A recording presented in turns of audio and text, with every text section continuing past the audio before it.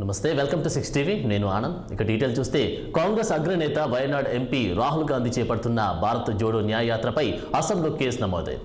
ప్రభుత్వ మార్గదర్శకాలను ఉల్లంఘించి యాత్ర రూట్లో మార్పులు చేయడంతో పోలీసులు యాత్ర నిర్వాహకుడు కేబీ బైజుపై కేసు నమోదు చేశారు. భారత్ జోడో న్యాయ యాత్రపై కేసు నమోదు చేయడాన్ని కాంగ్రెస్ తీవ్రంగా ఖండించింది.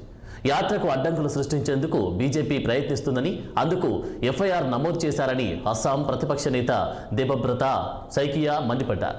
ప్రస్తుతం రాహుల్ యాత్ర అస్సాంలో జోర్హట్ ప్రాంతంలో కొనసాగుతుంది. ముందుగా నిర్దేశించిన మార్గంలో కాకుండా వేరే మార్గంలోకి యాత్రను మళ్లించినట్లు అస్సాం పోలీసులు తెలిపారు.